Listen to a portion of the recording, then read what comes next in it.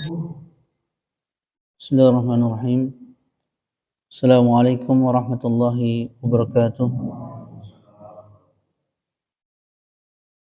Innal hamdalillah nahmaduhu wa nasta'inuhu wa nastaghfiruh wa na'udzu billahi min shururi anfusina wa sayyiati a'malina may yahdihillahu fala mudilla lahu wa may yudlil fala hadiya lahu. Asyhadu an la ilaha illallah wahdahu la syarika lahu wa asyhadu anna Muhammadan abduhu wa rasuluh la nabiyya ba'di. Qala Allah Ta'ala fi kitabil karim, a'udzu billahi minasyaitonir rajim. Bismillahirrahmanirrahim. Ya ayyuhalladzina amanu taqullaha haqqa tuqatih wa la tamutunna illa wa antum muslimun. Wa qala 'azza wa jalla يا أيها الناس اتقوا ربكم الذي خلقكم من نفس واحدة وخلق منها زوجها وبث منهما رجالا كثيرا ونساء واتقوا الله الذي تساءلون به والأرحام إن الله كان عليكم رقيبا. وقال عز وجل يا أيها الذين آمنوا اتقوا الله وقولوا قولا سديدا يصلح لكم أعمالكم ويغفر لكم ذنوبكم ومن يطع الله والرسول فقد فاز فوزا عظيما. أما بعد. Kita lanjutkan lagi.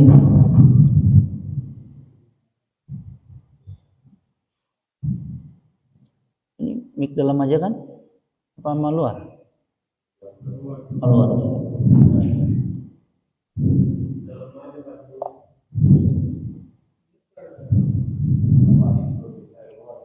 Oh ya udah, nggak apa-apa.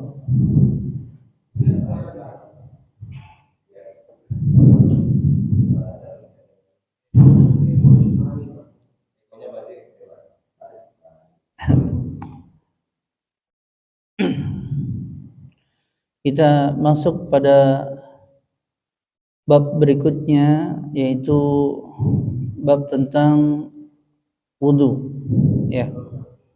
Bab tentang berwudu ala mazhab Asy-Syafi'i, berdasarkan mazhab Asy-Syafi'i. Wudu itu sendiri maknanya adalah kebersihan, baik, bagus, gitu. Itu makna daripada berwudu. Adapun menurut istilah syariat, satu perbuatan yang mengamalkan atau dilakukan dengan disertakan air pada anggota-anggota tertentu dari anggota tubuh, disertai dengan niat, ya. Di orang berwudu, dia mengamalkan suatu perbuatan dengan air untuk dibasuh pada anggota-anggota tubuh tertentu, disertai dengan niat. Maksudnya niat di sini litaqarrub ilallah, mendekatkan diri kepada Allah Subhanahu wa taala. Ya.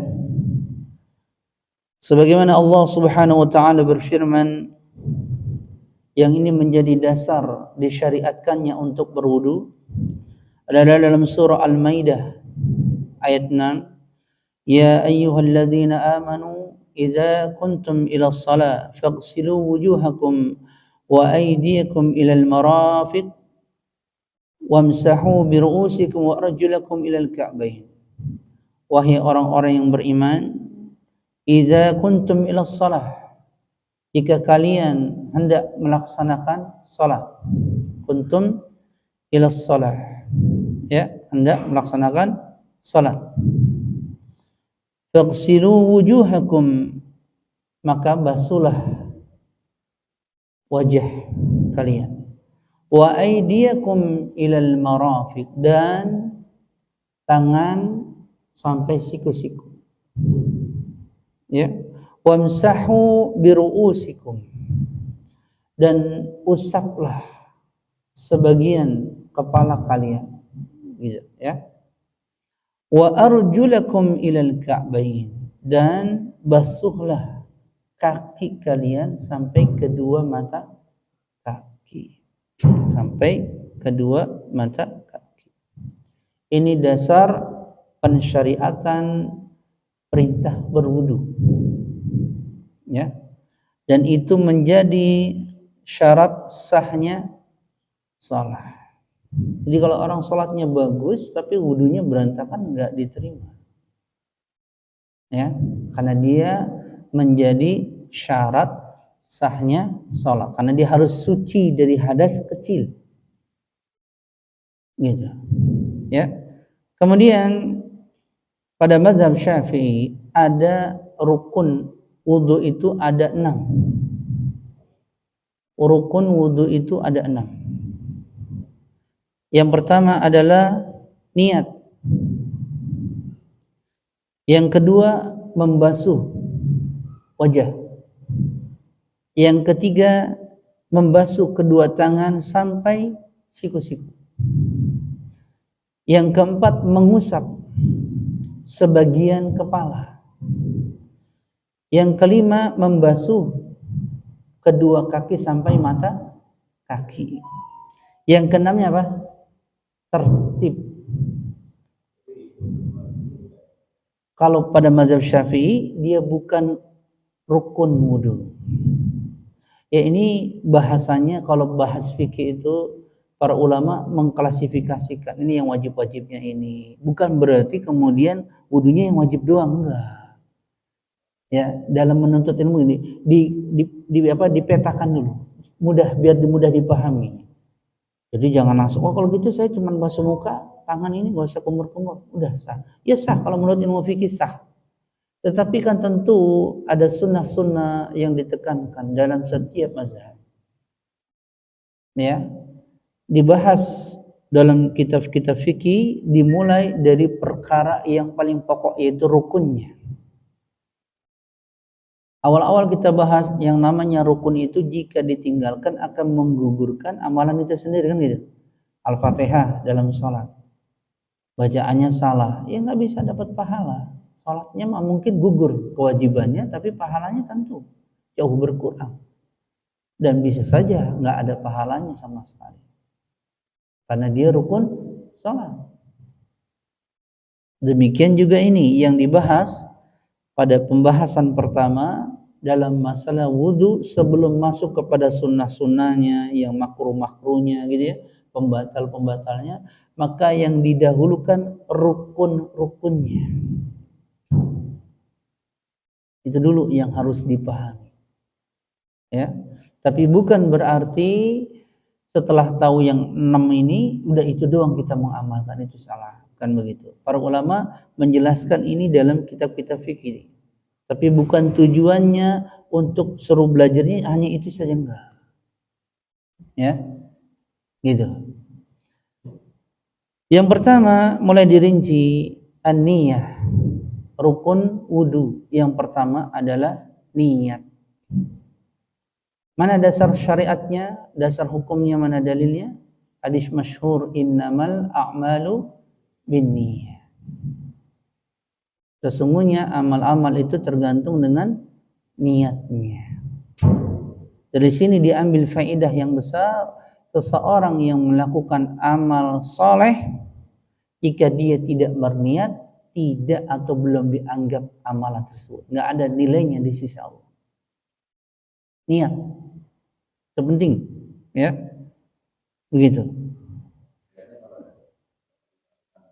Bukan. Entar, sabar.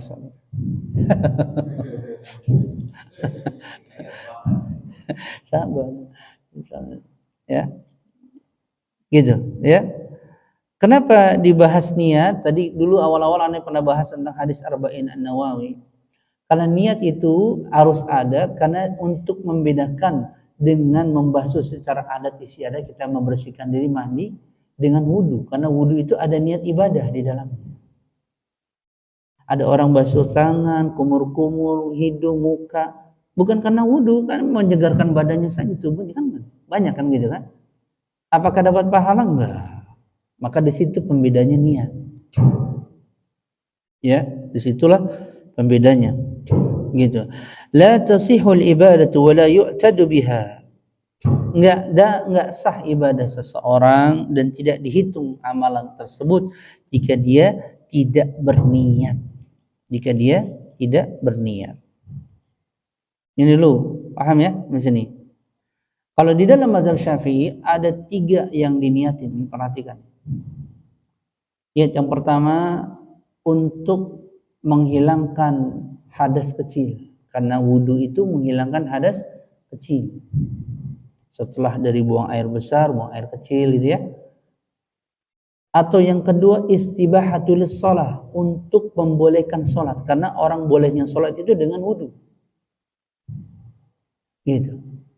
Atau niat yang ketiga untuk melaksanakan rukun-rukun wudu. Untuk melaksanakan rukun-rukun wudu.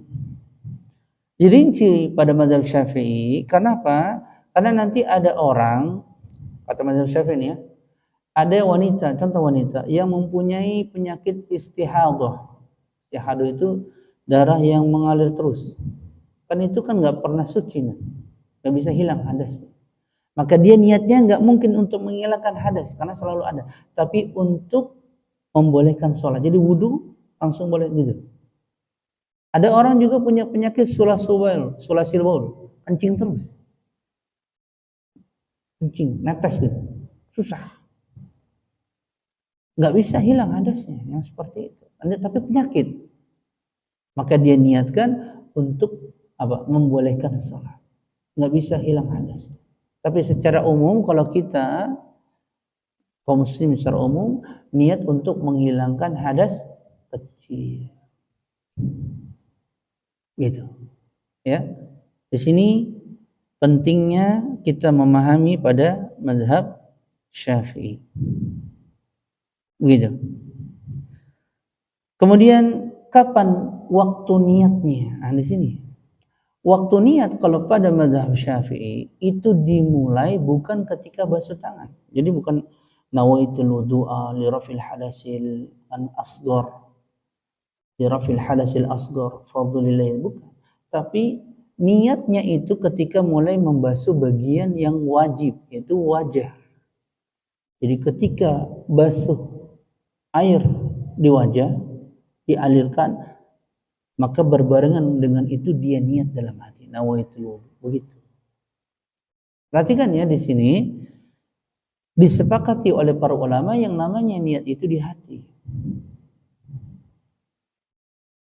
Tidak dianggap meskipun dia mengucapkan niat itu dengan lisannya 1000 kali, tapi ketika dia basuh wajah, dia tidak menghadirkan niatnya, tidak sah. Ini pada mazhab Syafi'i. Dia berbeda sendiri. Kalau mazhab yang lain tidak. Ya, ngebasuh tangan sudah dianggap niat, sudah tinggal kerjakan aja rukun-rukun wudunya. Tapi kita perlu tahu ini pada mazhab Syafi'i seperti itu. Jadi tidak boleh atau tidak dianggap sah niatnya jika cuma basuh tangan, nawaitu udah. Basuh muka nggak menghadirkan niat, nggak sah. Atau setelah membasuh muka baru menghadirkan niat, juga nggak sah. Jadi harus berbarengan ketika membasuh muka. Ini kalau mengikuti mazhab Syafi'i. Gitu. Bolehkah yang lain? Ya nggak boleh. Khilaf baina, perselisihan. Maka yang mudah bagi kita tentu adalah yang kita niat sudah berwudu dari awalnya, tinggal membasuh. Kan itu mudah buat orang-orang awamnya. Begitu. Tapi kita harus tahu ketika membahas suatu mazhab, terutama mazhab kita pada mazhab Syafi'i, gitu. Di mana letak niatnya? Jadi kalau pada mazhab Syafi'i itu sangat detil bahasnya. Ya, ingat ya, niat itu bukanlah ketika orang mau wudu nawaitul wudu'a, enggak. Oh gitu ya. Ini seluruh ulama ijma', bahkan apa tadi? Imam Syafi'i pun demikian, niat itu letaknya di hati. Cuman yang berbeda itu dia berbarengan. Ketika basuh air di wajah berbarengan dengan itu niat. Sama seperti salat. Pernah kita jelaskan kan? Takbir Allah itu harus niat dalam hatinya. Berbarengan. Agak susah memang. Susah kan? Susah.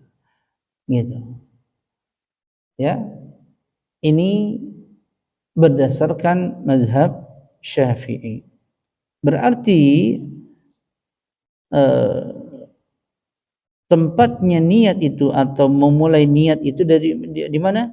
Ketika memulai membasuh wajah. Ya. Ini perhatikan ya.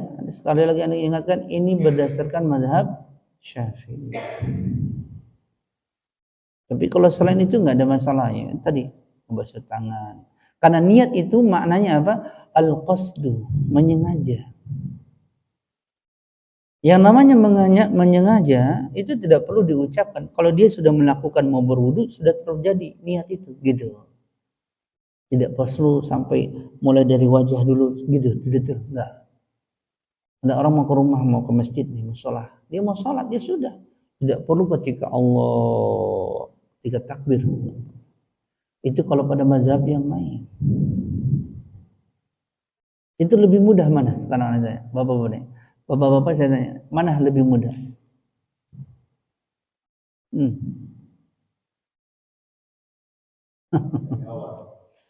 Ya, yang lebih awal. Begitu. Tetapi kita perlu tahu tentang masalah ini supaya juga wawasan keagamaan kita luas, jadi tahu. Begitu. Tidak juga saling menuduh orang macam-macam. Oh, ini nggak benar, nggak boleh begitu. Gitu, ya. Jadi kita tahu oh, si fulan dia langsung takbir saja, oh berarti bukan mazhab Syafi'i. Ada orang takbir Allah,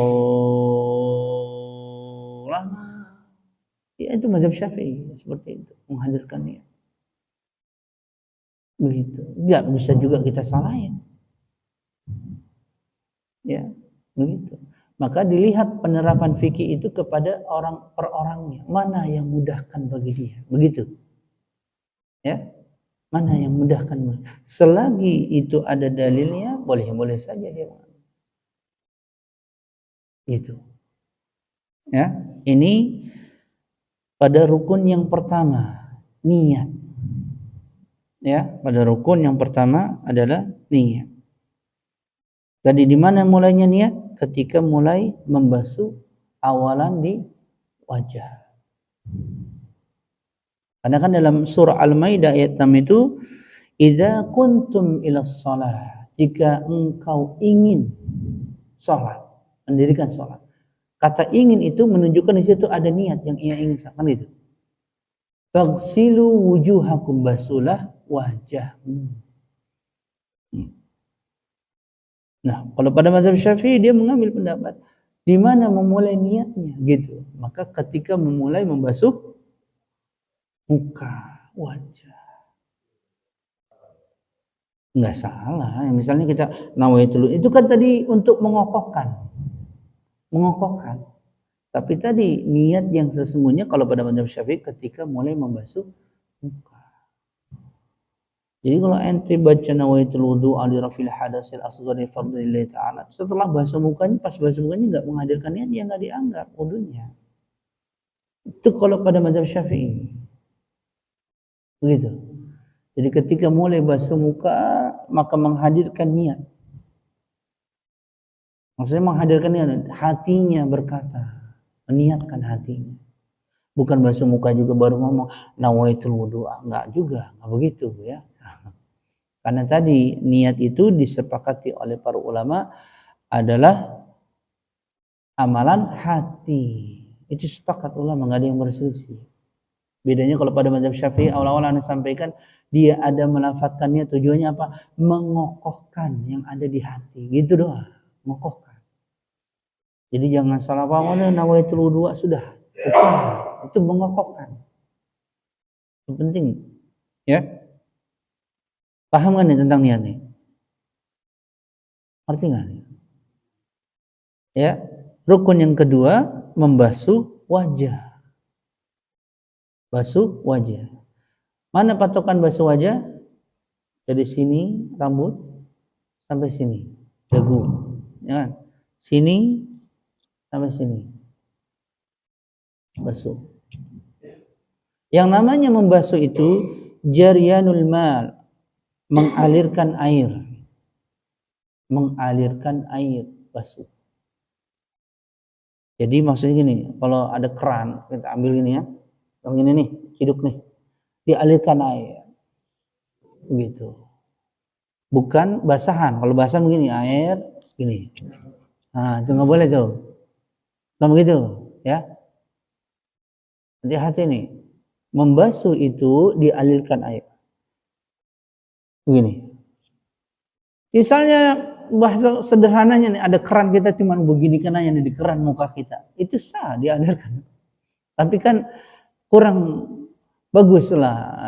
Nggak ada adab gitu. Ya kan, karena kita punya tangan, membasuhnya tentu dengan tangan biar merata.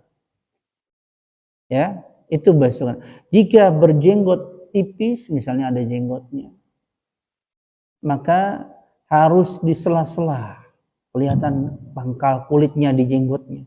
Gitu. Kalau lebat cukup di luarnya, nggak kelihatan pangkalnya, kulitnya. Gitu kata para ulama mazhab Syafi'i. Ya, basuh wajah. Dari sini tempat tumbuhnya rambut sampai sini, dagu. Kemudian dari sini sampai sini. Begitu. Paham ya? Kemudian yang kedua, ya, membasuh kedua tangan sampai ke siku-siku. Ya, membasuh kedua tangan sampai ke siku-siku. Wa aydiyakum ilal marafiq. Ya, yaitu boleh begini dialirkan tangan nih tadi ya, dialirkan sampai sini, lebihkan dikit juga bagus sampai sini gitu kan. Jangan pas siku-sikunya. Kadang-kadang orang nggak sampai siku-siku tuh cepet tuh, set, gitu, nggak kena ini.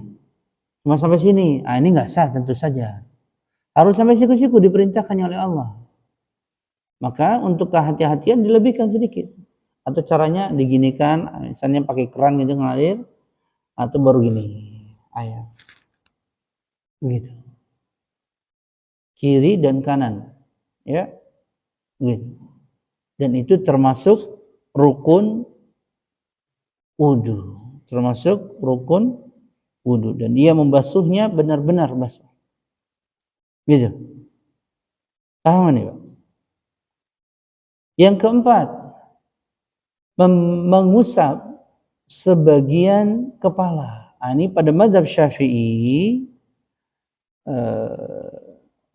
dia, jadi orang kalau mau berwudu untuk bagian kepala itu, dia cuman begini saja.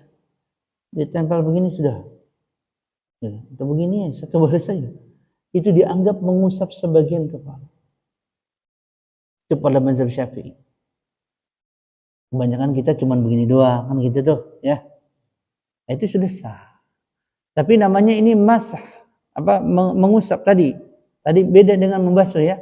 Mengusap ada air, dilepas, masih ada air di sini basah, diginikan. Begitu. Itu namanya mengusap. Ya.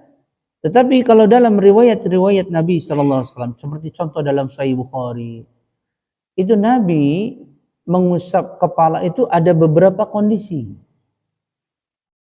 Kadang-kadang dia pakai imamah, sorban, kadang-kadang pakai khimar itu kayak tutup, gitu ya. Imam-imam Masjidil Haram biasa begitu. Ya. Maka yang seperti ini biasanya kalau masih pakai imamah, sorban, kelihatan ini yang diginikan, baru di atasnya diusap. Begitu Nabi. Tapi kalau palanya kebuka, dari seluruh hadis Nabi, kebanyakan Nabi mengusap keseluruhan. Jadi begini, sampai ke belakang, balik lagi, begitu. Ya. Dan ini nanti kalau pada mazhab Syafi'i dia masuk pada sunnah-sunnah yang mustahab, yaitu mengusap keseluruhannya. Gitu. Ditekankan pada mazhab Syafi'i. Tetapi kalau untuk batasan rukunnya itu cuma begini doang. Jadi kalau orang berwudu begini, sahkah dia? Sah wudunya. Gitu. Ya, sah wudunya. Gini doang. Berdasarkan tadi wamsahu biruusikum, dan usaplah. Bi itu kalau kata para ulama adalah ba litab'id, sebagian dari kepala kamu. Itu penafsiran dari Al-Imam Asy-Syafi'i. Tapi ulama yang lain mengatakan tidak.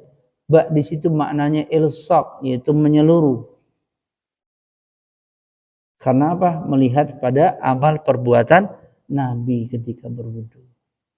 Begitu. Tapi ala kulli hal ini perselisihan para ulama. Enggak boleh kita menyalahkan satu sama lain. Gitu.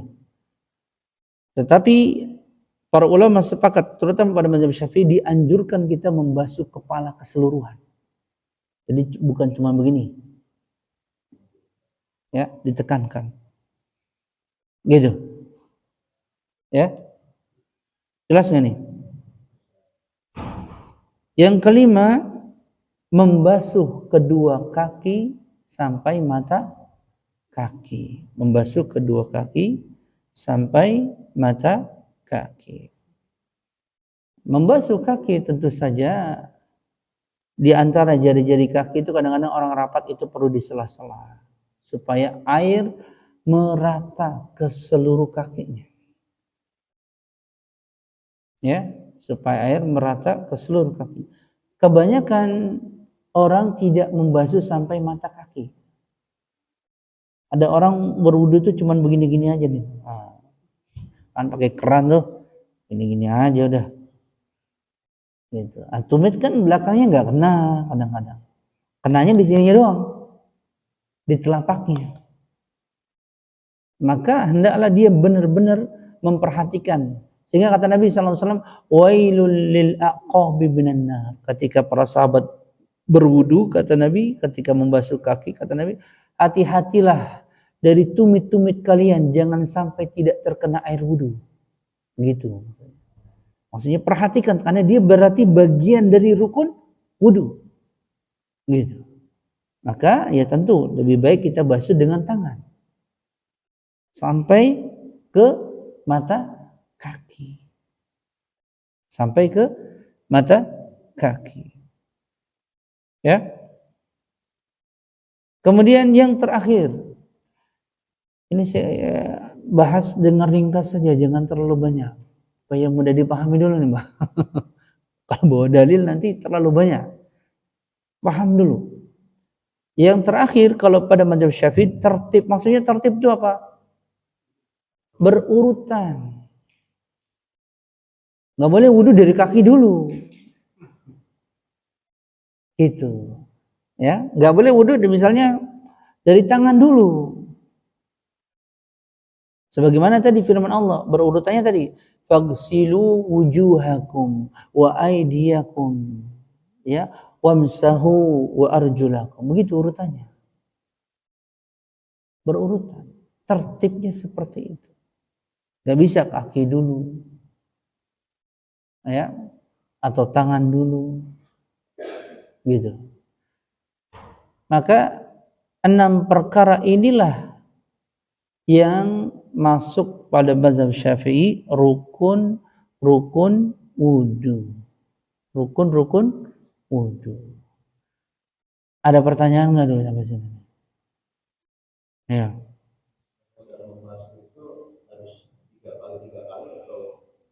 Nah itu larinya kepada sunnah. Kalau pada mazhab Syafi'i lebih dari sekali sunnah. Yang wajibnya sekali. Iya. Jadi kita masih pembahasan perkara yang wajib nih ya. Tentu kan kalau basuh otomatis kan tangan semua kan sekali dulu ya kan. Yang penting ketika basuh sekali, misalnya wajah sampai keseluruhan, tangan sampai siku-siku kan gitu. kaki sampai mata kaki, gitu. Sekalinya yang dihitung. Kedua, ketiga itu sunnah-sunnahnya. Gitu. Ingat ya, kita ini masih membahas rukun-rukun wudu. Kenapa dibahas ini? Supaya kita tahu apa wudu itu minimalnya gimana? Wudu minimal bagaimana? Ada wudu optimal, maksimal gitu ya. Kesempurnaan diterapkan sunnah-sunnahnya gitu ya. Ada wudu minimalnya gimana? Ya minimalnya ini tadi, mengerjakan yang wajib-wajibnya. Tapi bukan berarti nanti ini jangan salah tafsir. Kalau begitu ya udah saya langsung buka saja, nggak usah tangan, nggak usah. Nah, salah. Hati-hati ini. Ini kita membahas kaitan sama fikih pada rukun-rukunnya apa saja kita perlu tahu. Gitu maksudnya. Tapi dalam prakteknya tentu nggak begitu para ulama ajarkan gitu ya. Bedakan ya. Ah nggak Pak Jalan itu ngerinya Pak Jalan itu. Takutnya salah tangkap langsung bukaan gitu. Oh kata Ustaz nggak bukan begitu. Tetap membasuh tangan, kumur-kumur hidung gitu ya. Dalam praktiknya begitu. Ya. Tetapi kita mengetahui batasan rukunnya itu apa. Sama seperti sholat ada rukun-rukunnya, ada sunnah-sunnahnya. Kalau pada mazhab Syafi'i nanti ada sunnah-sunnah abad, ada sunnah-sunnah hayat. Nah itu loh. Lebih banyak lagi sunnah-sunnah hayat banyak. Tapi kalau rukun, kalau dia tertinggal atau dia terluput, batal sholatnya. Demikian juga dalam masalah wudu. Itu. Jadi kita tahu gambaran orang ini sah atau tidaknya jika dia telah menegakkan rukun-rukun wudunya. Gitu. Jadi jangan diributin misalnya, ini orang basuh tangan sah nggak? Ya nggak sah, nggak ada masalah misalnya. Nah, seperti itu. Jadi kita tahu hukum tentang sesuatu itu mengerti, oh ini rukunnya cuma ini. Selain itu berarti orang karena ketidaktahuan tidak ada masalah. Gitu. Tapi tadi tentu saja berwudu tentu saja dilaksanakan dengan sempurna. Dilaksanakan dengan sempurna. Ya.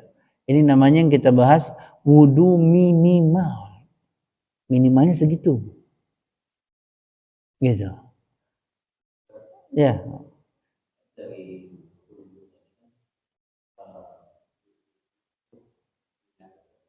Ya. Kenapa?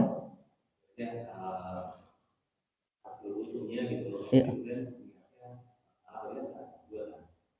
Niatnya salah. Oh, iya, iya, iya. Iya, iya, iya.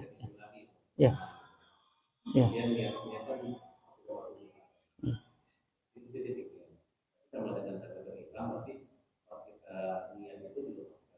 Iya, iya.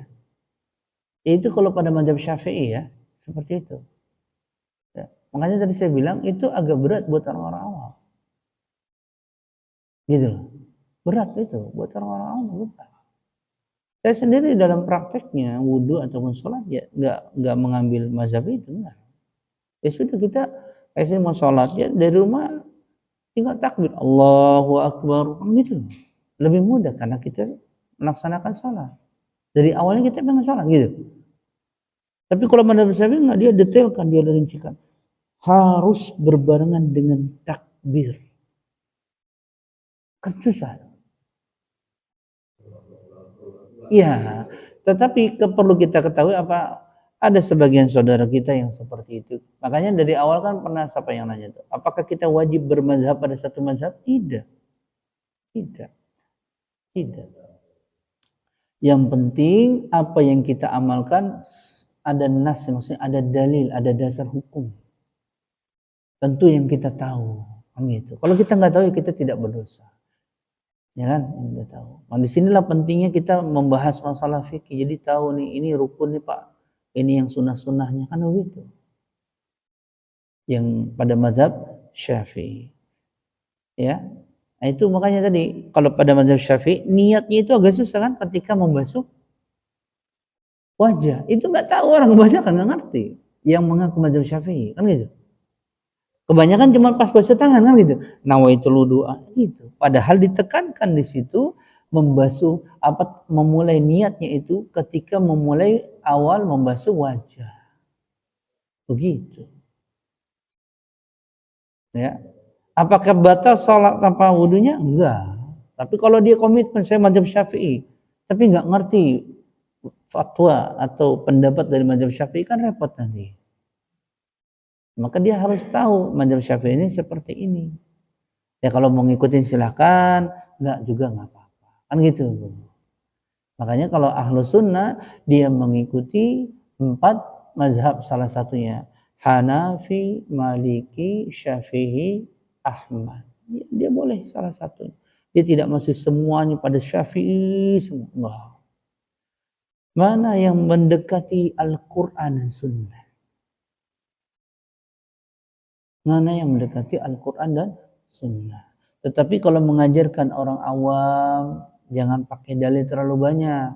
Yang wudhu begini aja dulu, biar dipahami dulu. Begitu. Biar paham dulu. Nanti masuk lagi pada pembahasan berikutnya sunnah-sunnahnya. Begitu caranya. Nanti di penghujung pembahasan wudhu baru nanti kita praktek. Nanti saya praktekkan tata cara wudhu bagaimana. Jadi bisa dilihat nanti sama bapak-bapak bagaimana. Nanti setelah membahas keseluruhan antara sunnah dan rukun-rukunnya selesai. Gitu. Jadi kita bisa tahu, oh ini wudhunya dalam praktek mah ternyata simpel.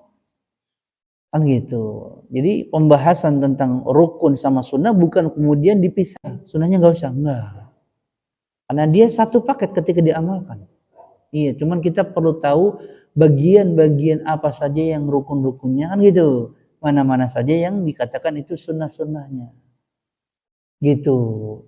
Disitulah pentingnya kita memahami agama, fikihnya di situ, pemahamannya di situ. Supaya kita tidak asal melakukan amal-amal ibadah. Minimal bagi kita menegakkan rukun-rukunnya. Kan gitu? Ya kan? Minimal bagi kita menegakkan rukun-rukunnya. Maksudnya kita tahu rukun-rukunnya apa saja. Gitu. Itu Pak ya. Ada lagi? Saya nggak mau, jangan masuk dulu ke sunnah-sunnahnya dulu. Ini dari rukun-rukunnya saja dulu. Jadi yang pertama tadi apa? Niat. Yang kedua? Muka. Ketiga? Tangan sampai siku-siku. Keempat? Mengusap kepala. Sebagian kepala. Yang keempat? Kelima? Kaki sampai mata kaki. Keenam? Tertib. Kalau mau ditambah ada lagi, kalau pada mazhab Ahmad namanya mualat, berurutan, berkesinambungan. Tapi kalau pada mazhab Syafi'i dia hanya sunnah. Mualat itu jadi misalnya orang wudu, basuh tangan, tiba-tiba ada telepon, dia ngobrol dulu, ya, sampai kering airnya, gitu. Disambung lagi, habis itu nggak ngulang lagi, kumur-kumur lagi. Cuci muka, udah cuci muka, ada telepon lagi angkat, ya, sampai kering. Kalau pada mazhab Syafi'i itu nggak apa-apa dilanjut. Tapi kalau mazhabnya Ahmad nggak sah, dia harus ngulang lagi. Jadi terus gitu berkesinambungan. Tapi kalau pada mazhab Syafi'i nggak ada, dia bukan rukun. Itu enaknya di situ tuh, udah ngobrol dulu bisa 3 jam, tinggal lanjut lagi. Ini secara hukum teoretiknya gitu ya, hukumnya. Tapi tentu dalam prakteknya ya biasanya orang kalau udah sejaman aja setengah ya ngulang lagi, kan gitu. Ya, tetapi dia tahu kadarnya itu bahwa ini termasuk membatalkan apa tidak. Itu ilmunya di situ yang penting. Dia ngerti bahwa mualat ini sebagian memasukkan kepada rukun, sebagian ulama, sebagian lagi tidak memasukkan kepada rukun. Seperti pada mazhab Syafi'i dia tidak memasukkan kepada rukun wudu. Ya.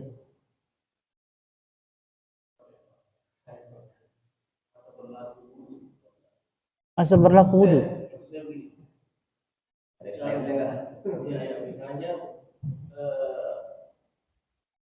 Kita sudah wudu terus sholat maghrib. Sampai kita berdiam di masjid sampai waktu isya. Ya.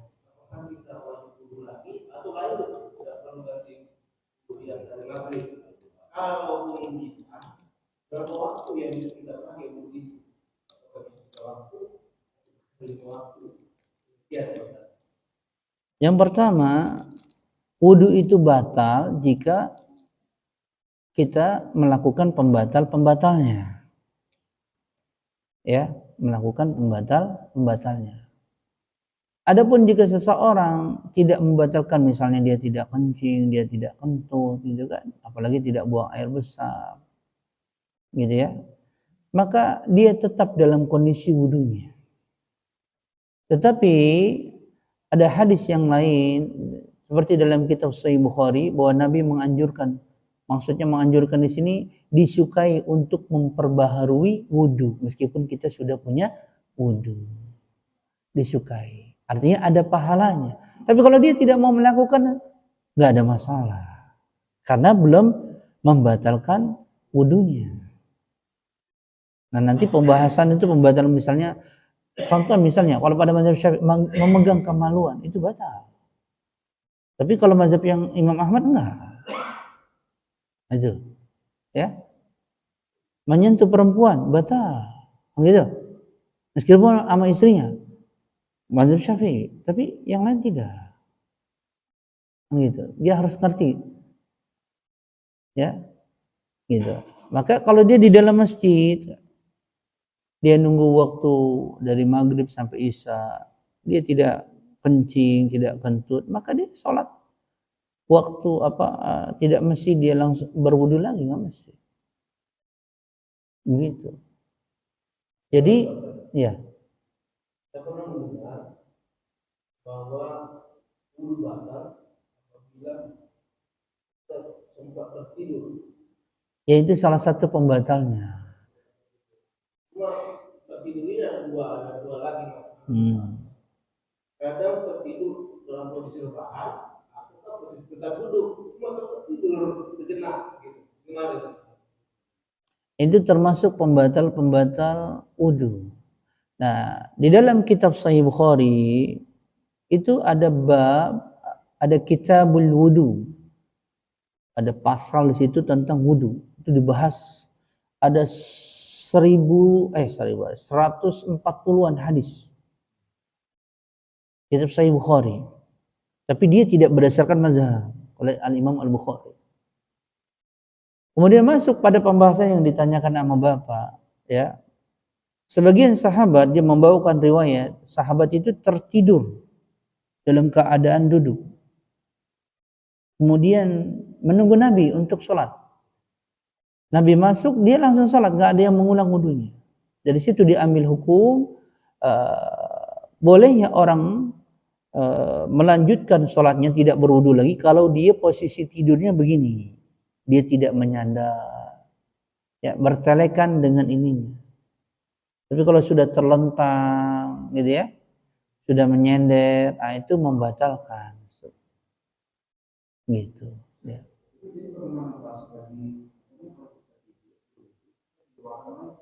Apa?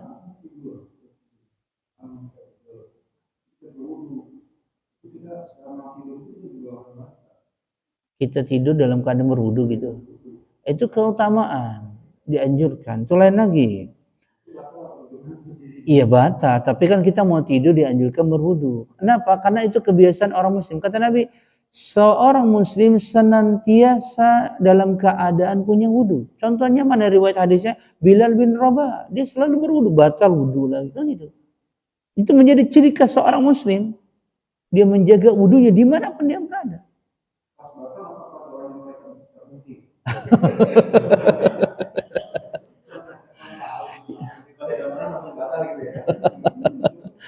Ya, kalau secara umum kaum muslimin selalu didoakan oleh malaikat lah. Enggak lah. Itu adab-adab ketika kita mau tidur, hendaklah kita berwudu, hendaklah kita baca ayat ini, baca surat ini, begitu adab-adab. Ya. Enggak ada masalah yang begitu, Pak. Ya. Ya.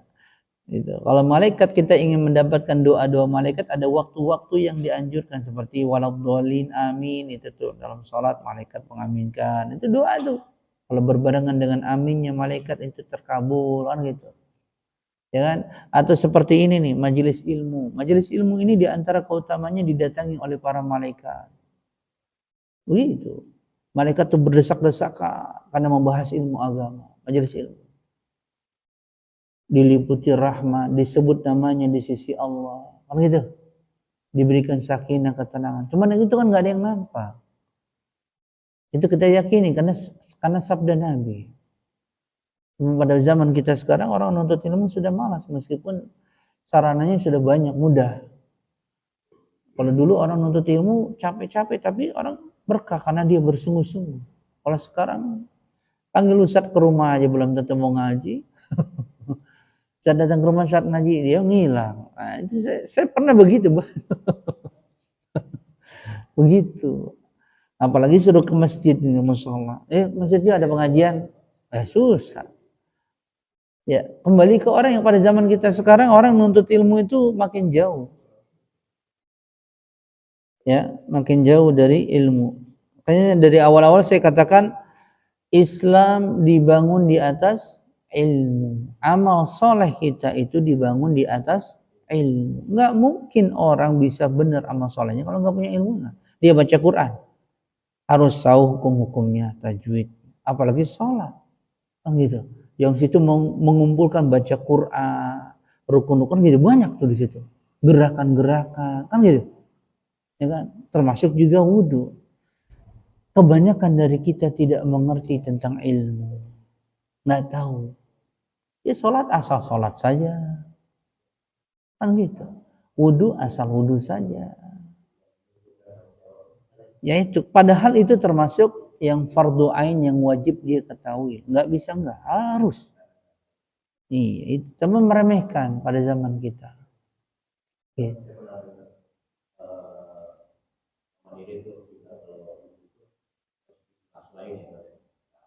Ya itu sunnahnya. Iya, benar. Dan ya kalau kaitannya sama rukun-rukunnya wajib, kaki, tangan, gitu. Gitu.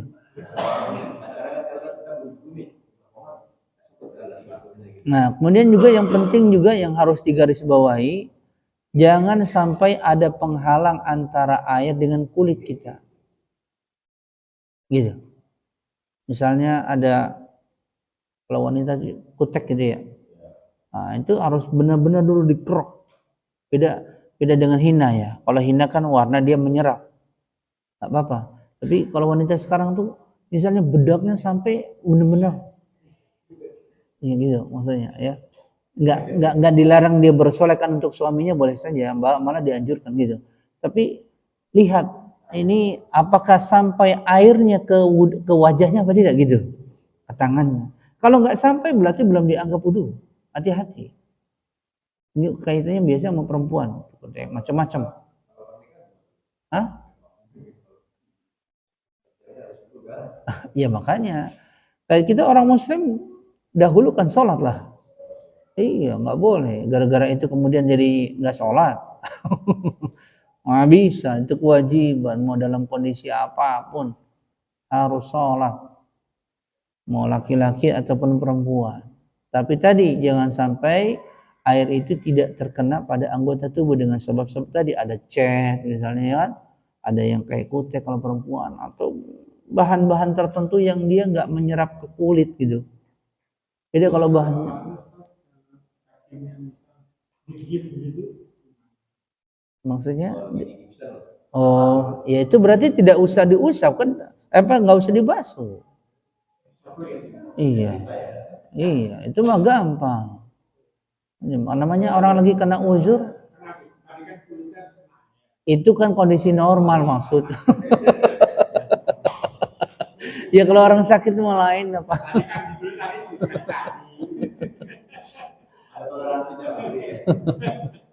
Kalau sakit tentu ada keringanan, ada ruksa. Bahkan kalau nggak bisa sama sekali karena menggigit, tayamum udah, kan gampang, ya kan? Tayamum. Apanya? Ya kalau sudah permanen mau bagaimana? Iya makanya udah dipermanen. Kira-kira ada alat nggak sekarang yang bisa ngapus tato tuh? Bisa. Nggak boleh kita menyiksa diri sendiri, nggak boleh. Nggak ada masalah, kan udah terjadi, mau diapain? Kalau dia merubah menghapus tato dengan menyiksa dirinya haram, nggak boleh. Nggak boleh. La dharara wa la dirar kata Nabi. Nggak boleh orang memudaratkan dirinya. Ya, kecuali tadi kan kalau mungkin teknologi kita mungkin belum tahu lah, mungkin ya orang-orang kota ada misalnya pakai laser ya itu wajib harus ketika itu. Tapi kalau belum tahu, belum sampai atau alatnya mahal kan ya sudah, fattaqullaha mastata'tum, bertakwalah kepada Allah sesuai dengan kemampuan. Begitu. Ah ya. Tetap berwudulah sesuai, biarpun tatonya sepenuh tubuh gitu kan, bukan cuma di tangan, tubuhnya penuh, nggak ada masalah. Jangan dicela, jangan direndahkan orang yang seperti itu, dirangkul, gitu. Ada lagi, coba.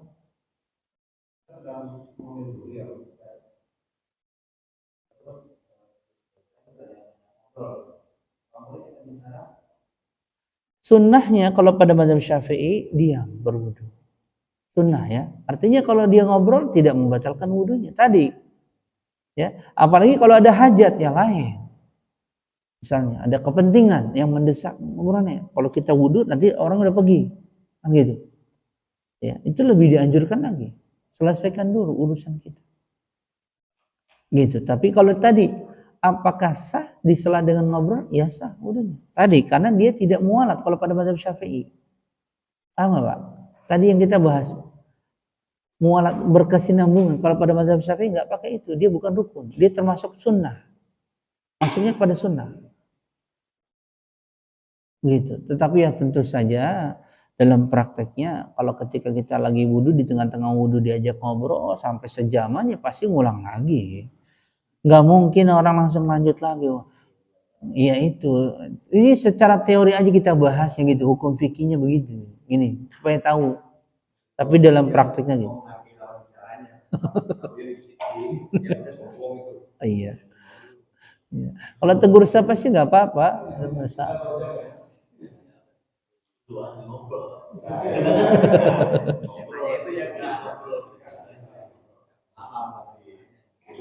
Ya.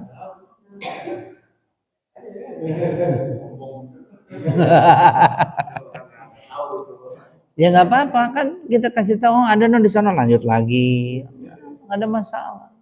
Tadi aja kan tadi saya bilang kalau yang lama saja sampai sejaman aja nggak ada masalah, apalagi cuma sebentar. Tentu kalau ditanya orang yang kita jawab, masa kita kan nanti wah nih orang gila nanti. Ya tinggal ngomong aja kan gitu, sombong banget. Ya boleh orang berbicara dalam wudu, boleh, nggak ada masalah. Itu tidak membatalkan. Tetapi adabnya dia diam untuk selesaikan sempurnakan wudunya. Karena kalau orang bicara nanti fokusnya kemana-mana. Dia belum sampai siku, ya, begitu. Itu akhirnya nanti rukunnya bisa saja tidak terpenuhi kan gitu. Gitu. Tapi kalau ada apa tadi hajat keperluannya silakan. Tapi biasanya orang ngulang lagi setelah itu. Biar kita mantap, nggak ragu-ragu. Gitu. Ada lagi? Luar tema. Apa tuh?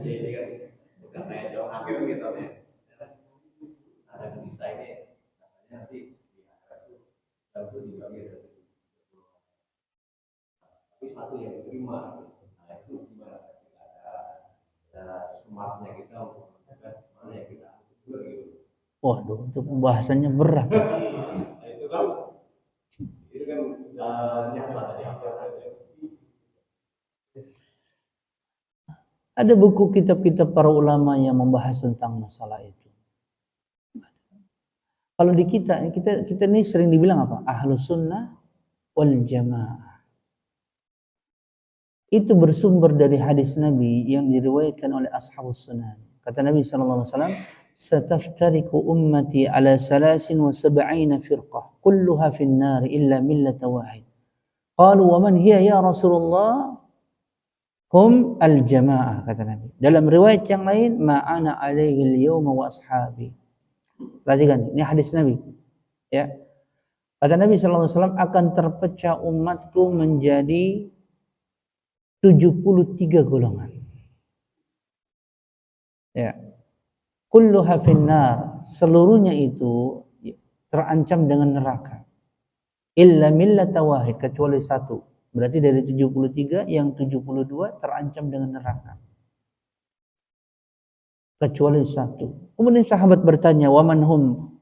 Siapa mereka ya Rasulullah? Kemudian Nabi menjawab, al-jamaah. Al-jamaah dalam bentuk mufrad. Kemudian ditafsirkan oleh Abdullah bin Mas'ud, al-jamaah ma wafaqal haq wa in kana murran. Al-jamaah itu maksudnya engkau mengikuti hak kebenaran, yaitu Al-Quran dan Sunnah, meskipun engkau seorang diri, itulah al-jamaah.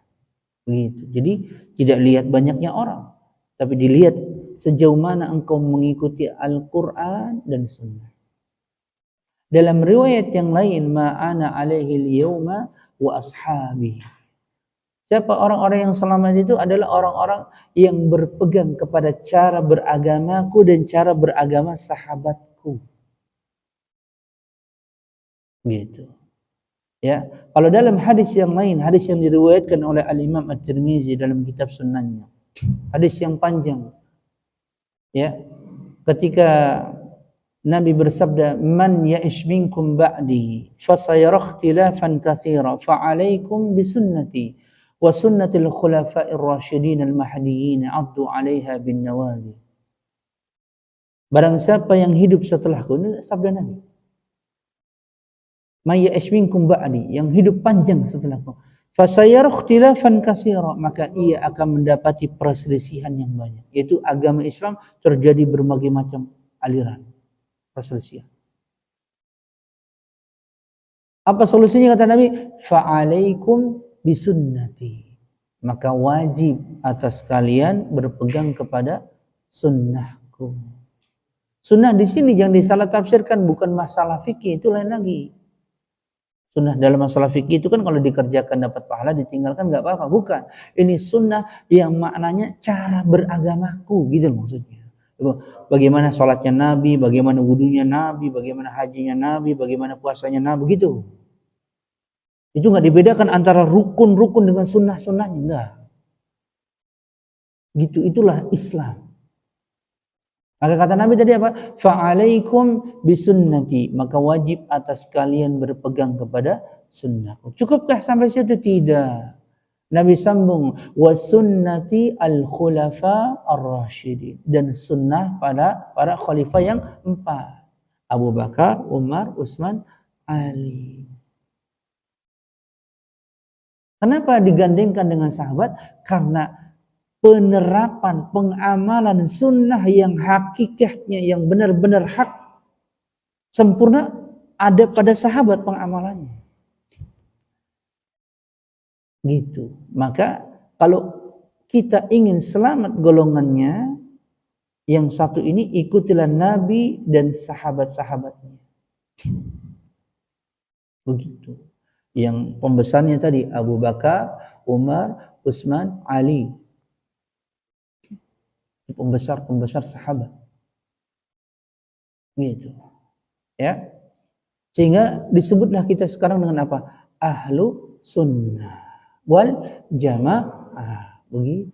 Wal jamaah itu tadi diambil dari hadis yang lain. Ahlu sunnah itu tadi dari hadis yang saya sebutkan. Ahlu sunnah yaitu kita mengikuti sunnah Nabi. Ingat ya, ini sunnah di sini bukan sunnah menurut fikih. Hati-hati. Ya, yaitu cara beragamanya Rasulullah, cara berdakwanya, cara ibadahnya, cara muamalahnya, begitu. Itu sunnah. Dan itu tidak mungkin diketahui kecuali kita dengan belajar. Dari mana? Dari kitab-kitab hadis. Gak bisa kita tahu kalau kecuali kita buka buku, kitab-kitab hadis. Makanya saya sering bilang, kitab induk orang Islam itu ada namanya Kutubus Sittah. Tahu nggak Kutubus Sittah, Pak? Buku ini nih. Buku ini diambil rujukannya dari Kutubus Sittah. Semua buku fikih. Kutubus Sittah itu apa? Bukhari, Muslim, Abu Daud, Tirmizi, An-Nasai, Ibnu Majah. Kutubus Sittah. Seluruh pembahasan fikih diambil dari kebanyakan, sebagian besar ya, dari Kutubus Sittah. Kitab induknya di situ. Begitu. Ya, dari situ. Dan itu mengumpulkan berbagai macam perkataan, perbuatan, takrir, persetujuan Nabi. Di situ Kutubus Sittah. Gitu. Ya. Jadi yang selamat yang satu adalah orang yang berpegang kepada sunnahku dan sunnah para sahabatku. Dijelaskan lagi oleh Allah Subhanahu wa taala dalam surah An-Nisa ayat 115. Wa man yushaqiqir rasula min ba'di ma tabayyana lahul huda wa yattabi' ghayra sabilil mu'minin nuwallihi ma tawalla wa nuslihi jahannam wa sa'at masir. Perhatikan ini. Wa man yushaqiqir rasul, barang siapa yang menyelisihi rasul, yukhalifur rasul. Rasulullah ke barat, dia ke timur. Gitu. Ya. Wa yattabi' ghayra sabilil mu'minin wa man yushaqiqir rasul min ba'di ma tabayyana lahul huda. Jadi dia menyelisihi Nabi setelah datang hadis kepadanya. Oh, saya enggak mau pakai hadis. Wah, repotnya begini. Sudah dijelaskan ini sunnah Nabi. Oh, saya enggak mau. Wah, bahaya begitu. Ya, setelah datang kepadanya hujjah, kecuali orang nggak tahu, yang nggak ngerti, kan wajar. Dikasih tahu mungkin nurut. Tapi udah disampaikan ngeyel. Gitu. Wa yattabi' ghayra sabilil mu'minin, enggak cukup sampai situ, dan dia tidak mengikuti jalannya orang-orang mukmin. Jalannya orang-orang mukmin di situ ditafsirkan oleh para ulama, yang pertama kali adalah jalannya para sahabat. Dan dia tidak mengikuti seperti beragamanya para sahabat. Begitu maksudnya. Ya. Ghairus sabilin, apa akibatnya? Ini kata Allah Subhanahu wa taala dalam surah An-Nisa. Ya. Nuwallihi ma tawalla. Ini akibatnya. Maka Allah akan palingkan hatinya, dirinya kemanapun dia pergi. Jadi masuk aliran sesatnya. Masuk kesesatan di sini gini. Terombang-ambing dalam kesesatan. Ya pokoknya terombang-ambing. Karena dia tidak mengikuti sunnah Nabi dan mengikuti sahabat. Dia masuk sini, masuk ke sini, begitu terombang-ambing. Wa nuslihi jahannam. Ujungnya apa? Dimasukkan ke dalam neraka. Wa sa'at masira. Dan itu seburuk-buruk tempat kembali. Gitu. Jadi aliran di kita terjadi penyimpangan disebabkan karena tidak mengikuti cara beragamanya Nabi. Begitu.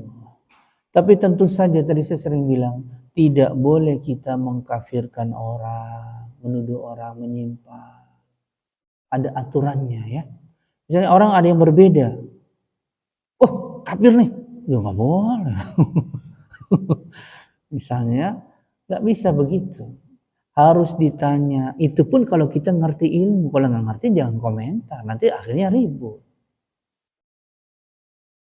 Gitu.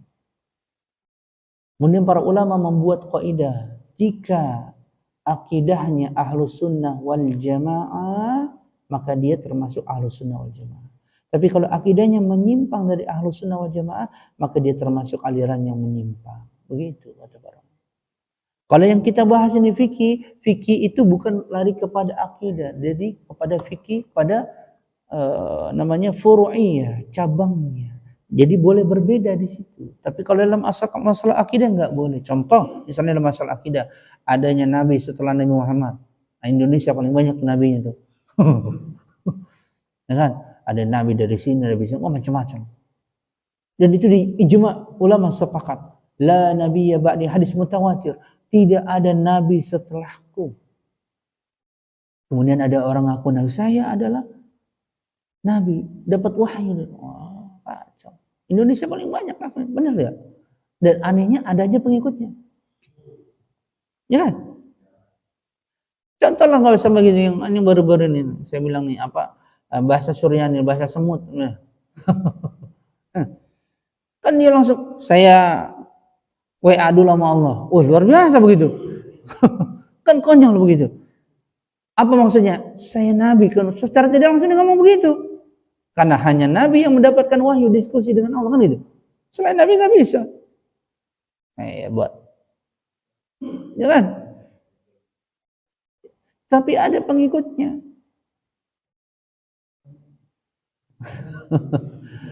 Tapi kita tidak bisa salahkan pengikut. Kenapa? Karena kebanyakan orang nggak ngerti agama.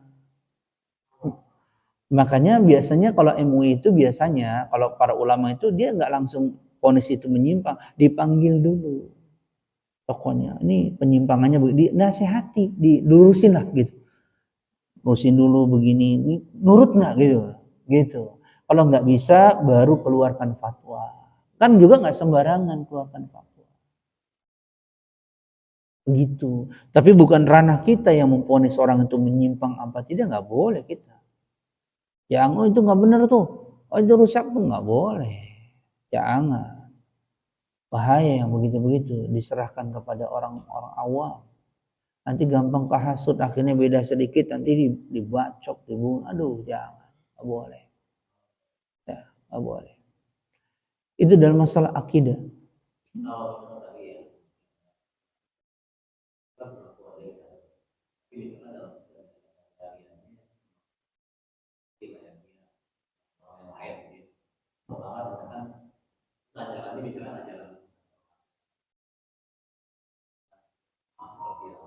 Ya.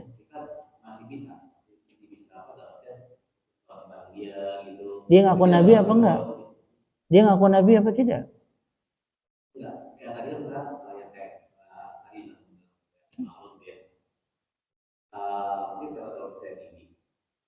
Mungkin dengan cara dia tidak mengikut, perilaku yang mungkin dia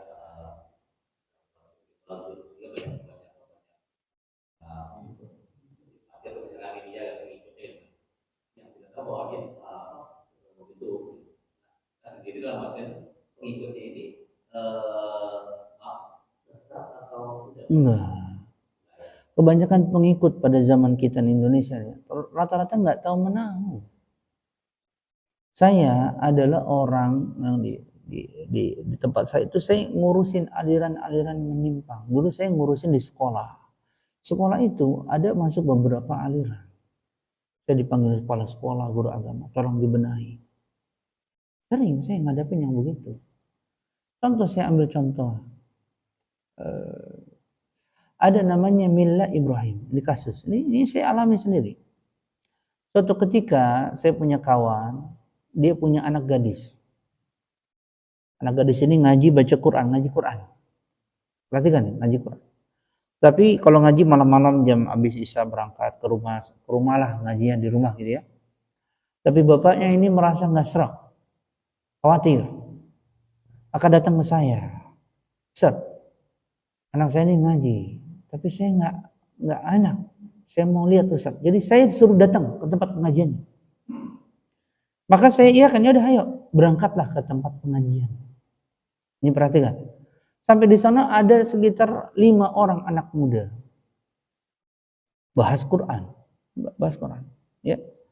Tetapi ketika membahas Quran, saya tanyakan, kalau kita membahas Quran harus ada kitab tafsir, kan gitu. Nggak bisa kita nafsirkan sendiri, siapa kita? Ya kan? Saya tanyalah, kitab tafsirnya siapa? Mana rujukan kitab tafsir seperti Ibnu Katsir, tafsir Jalalain gitu kan? Harus ada. Oh, kita nggak pakai itu, Ustaz. Ya, maksud jawab gitu tuh. Kita nggak pakai itu. Jadi bagaimana? Kita terjemahan aja. Pakai terjemahan. Kalau terjemahan kan bukan tafsir. Kita sharing, Ustaz. Sharing. Ini perhatikan. Ya. Kemudian saya nasihati, kalau kita bahas tafsir harus ngerti bahasa Arab, harus ngerti tentang nasikh wal mansukh, harus ngerti tentang ayat-ayat yang mutlak, makkiyah, madaniyah, gitu. Asbabun nuzulnya. Ngerti nggak? Saya balikin. Nggak tahu. Waduh. Oh. Gitu. Ya kan? Repot. Kemudian saya bawa ke hadis Nabi, kemudian dia langsung bantah. Kita harus melihat tafsir dari sabda Nabi. Kemudian dikatakan apa? Seluruh hadis Nabi tidak kita pakai. Hadisnya palsu semua, buatan manusia. Oh, langsung begitu kan?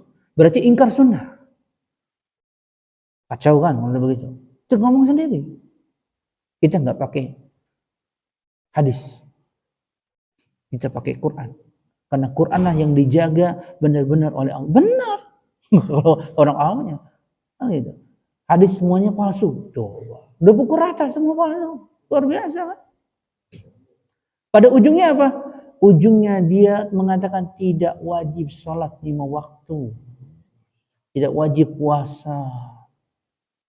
Ujungnya setelah diskusi panjang. Kemudian saya nasihati. Kalau masih buat pengajian, saya laporin LMK nih. Saya ancam. Ya ditangkap. Meresahkan, saya bilang. Ya gitu. Oh, karena saya bukan polisi ya, saya cuma gertak doang ya. Gitu aja. Akhirnya pindah dia. Masuknya tuh lagi ngajinya tuh masuk-masuk gang. Oh, belok sini, puter-puter sih. Ini kemana sih kita? Nggak tahu ya masuknya gangnya di situ-situ juga. Cuma diputer-puter.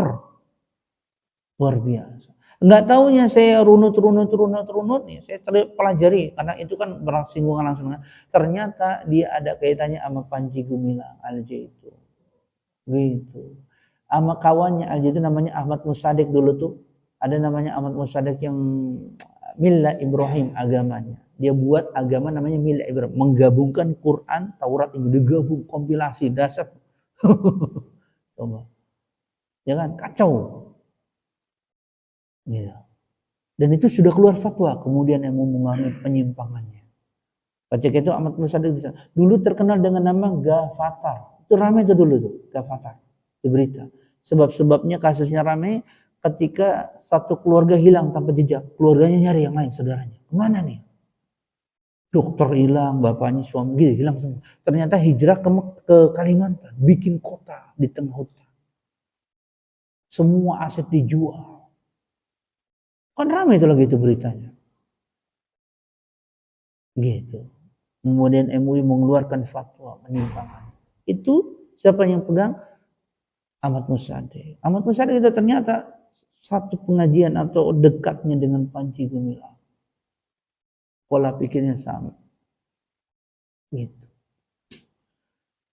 Tapi kan kita tidak menyalahkan pengikut orang awam. Saya mah nggak pernah nyalahkan pengikut. Saya ajak, saya nasihati, ditegur, gitu. Nasihati, diingatkan. Begitu. Karena kasihan banyak orang kena doktrin, tercuci otak. Gitu. Itu sasarannya biasanya anak-anak muda, Pak. Anak-anak muda. Yang dia lagi giroh ngajinya tinggi, tapi ngajinya nggak jelas. Ngaji juga nggak terbuka. Contoh yang lain misalnya. Saya ngurusin satu sekolah.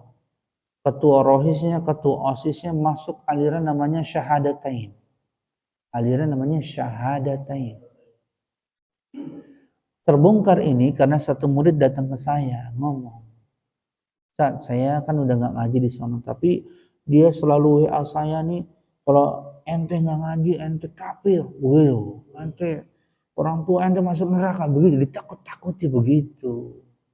Kalau ente nggak syahadat sama anak, nggak baiat sama anak, ente nggak diakui ke Islam, begitu. Maka dia ngomong ke saya, ini benar nggak Ustaz?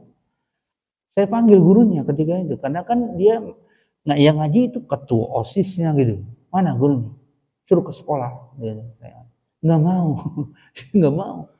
Udah saya ke rumahnya. Saya datangi. Saya datangi ke rumahnya, dia kabur. Kabur.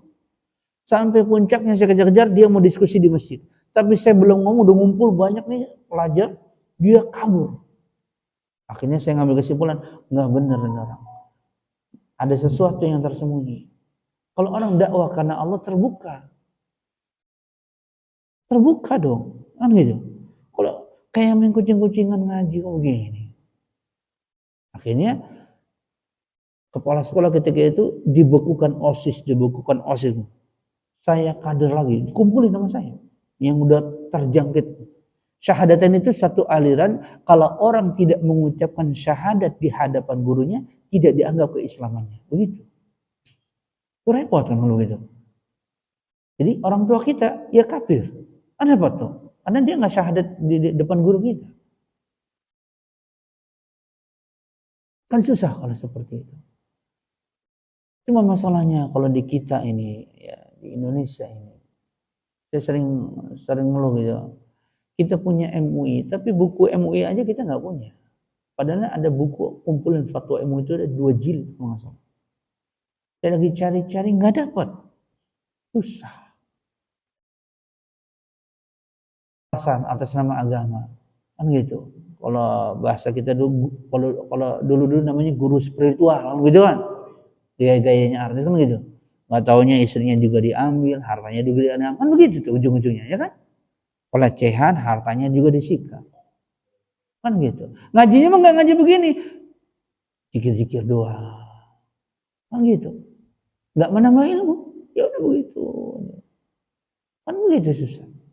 Akhirnya mungkin lihat guru sebenarnya, istrinya cantik nih. Udah, ada pikirannya nggak beres kan gitu. Udah. Bagaimana caranya dapat? Kan udah terjadi banyak begitu. Benar nggak? Banyak. Hartanya diambil, istrinya diambil. Nauzubillah. Maka itu penting kita membahas nih, terutama nih, insya Allah nanti ke depan akan saya selingi. Kita membahas tentang rukun iman. Bagaimana iman kepada Allah, bagaimana iman kepada malaikat, bagaimana iman kepada Rasul, bagaimana iman kepada kitab, iman kepada hari kiamat, iman kepada takdir. Itu termasuk pada bagian akidah. Nggak boleh berselisih di situ ketika membahas itu. Tapi kan kebanyakan orang nggak bahas ini, nggak ngerti. Kali-kali iman kepada Allah cuma tahu percaya adanya Allah, udah. Nggak cukup, pada situ kurang. Gitu. Itu pembahasan yang panjang, Pak Jawa. Bukan tadi saya bilang itu butuh waktu yang panjang. Butuh waktu yang panjang. Tetapi hendaklah batasan itu kita tahu, kita orang ahlus sunnah wal jamaah, dan kita berdiri tegak di atas Al-Quran dan sunnah. Nggak boleh kita mencaci maki sahabat. Perhatikan, jangan mencaci maki sahabat, mengkafirkan, nggak boleh. Jadi kalau ada orang pengajian mengkafirkan misalnya Abu Bakar, Umar, waduh nggak beres sudah. Biasanya itu orang-orang Syiah yang begitu, menyimpang. Jangan. Ya, doakan kebaikan untuk sahabat karena Islam sampai kepada kita melalui mereka. Dari mana kita tahu tata cara sholat, puasa, wudhu kalau bukan sahabat yang meriwayatkan? Kan tidak. Kemudian kita ragukan keislamannya. Waduh, kacau kalau begitu. Nggak boleh. Ya, itu salah satu hal. Tapi kebanyakan penyimpangan-penyimpangan yang terjadi di Indonesia karena ketidaktahuan orang-orang kaum muslimin tentang agama itu sendiri, agama Islam. Jadi gampang dibujuk rayu. Itu tadi kayak Mila Ibrahim, itu anak-anak muda loh yang maju. Kasihan, itu kan korban semua, nggak kita salahkan, kasihan.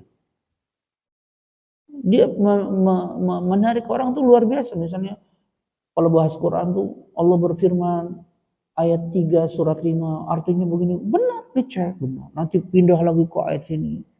Tapi nanti arah tujuannya bukan ke situ, disimpangkan pada ujungnya, gitu loh. Itu repotnya begitu. Ya, repotnya seperti itu. Dengan saya sering menghadapi yang seperti itu, Pak. Sering. Karena dipinta oleh beberapa tokoh datang ke rumah, tolong ditengahi ini, ada penyimpangan enggak. Sering tuh saya suka diminta begitu. Terjadi apa gitu. Maka hati-hati gitu, ya. Ya, terutama di sinilah kita harus melihat pengajian. Kalau kita adakan di masjid, kalau terdengar tahu kan masih umum.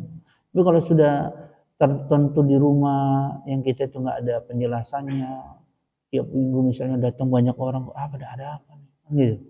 Kalau kita tahu ngajinya misalnya privat, oh itu mah lagi ngaji privat. Itu lain kan gitu. Tapi kan misalnya ngumpul-ngumpul sampai malam-malam ada 5 orang, 10 orang hampir tiap minggu, apa yang dibahas? Kan ada tanya nanti orang kan. Nah ini kenapa nggak di masjid saja? Karena kan kalau di masjid bisa mendatangkan kemaslahatan untuk umat, juga dapat ilmu kan gitu. Kenapa dia harus sembunyikan? Nah, itu kan dari situ orang banyak tanya nanti. Oh ini levelnya udah lain. Nah, kan ada tanya lagi tuh, apa levelnya gitu. Intinya hendaklah poin yang paling penting, kita tidak boleh juga ketika terjadi sesuatu yang menyimpang, keanehan yang kita lihat, nggak langsung kita memvonis orang itu menyimpang. Jadi ya, dalam prakteknya kita kalau nggak tahu lebih baik kita diam. Kita tanya sama orang yang ngerti. Begitu dulu. Jangan langsung, oh ini menyimpang nih, nggak benar. Jangan. Karena asalnya sesama kaum muslimin itu bersaudara. Semua bersaudara. Nggak ada yang membedakan satu dengan yang lain. Kalau dia muslim, kita saudara. Begitu. Ya. Karena kebanyakan dari kita tidak mengerti tentang masalah akidah, dasar-dasar hukum Islam aja nggak tahu. Ya, rukun iman aja nggak tahu gitu. Perinciannya nggak tahu. Sehingga wajar terjatuh pada penyimpangan ini. Wajar. Kita tidak salahkan. Ya. Berarti minggu depan lagi. Minggu depan lagi. Berikutnya lagi. Nanti sekali-kali insya Allah kita bahas tentang penjelasan dari rukun iman. Ya. Sekali. Jadi tahu rincian iman kepada Allah itu apa saja. Supaya kita tuh tidak mudah ditipu orang. Itu ya. Ya, ya.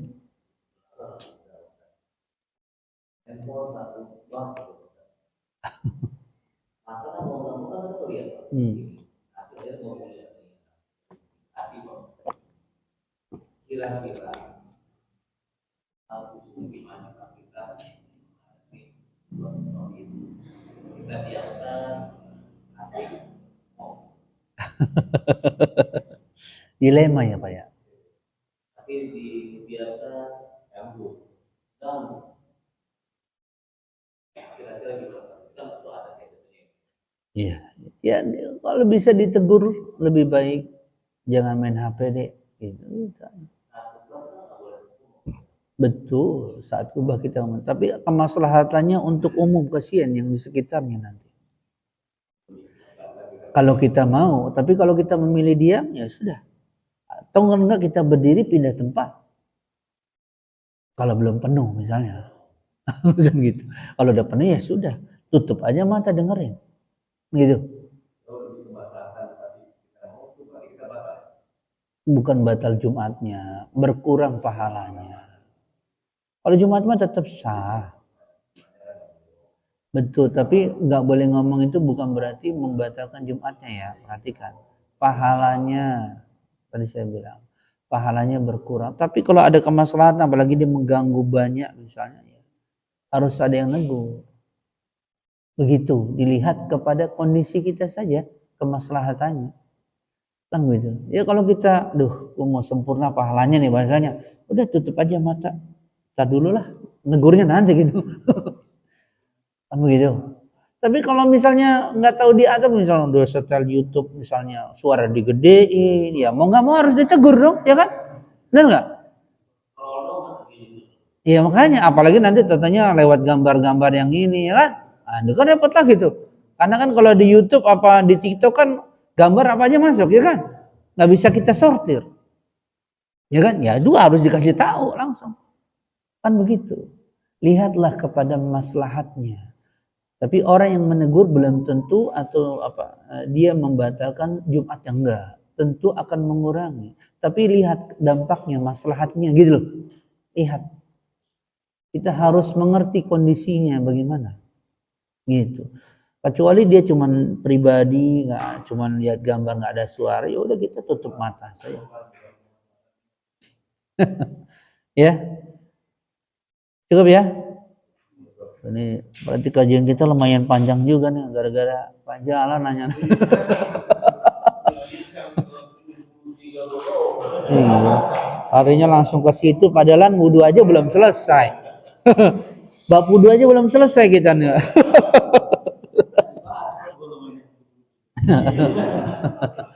Nggak apa-apa. Itu intermezzo wawasan, nggak apa-apa. Wawasan, nggak apa-apa. Penting itu dalam keseharian kita, ya. Kita tutup dengan kafaratul majlis. Subhanaka Allahumma wa bihamdika asyhadu an la ilaha illa anta astaghfiruka wa atubu ilaik. Wassalamualaikum warahmatullahi wabarakatuh.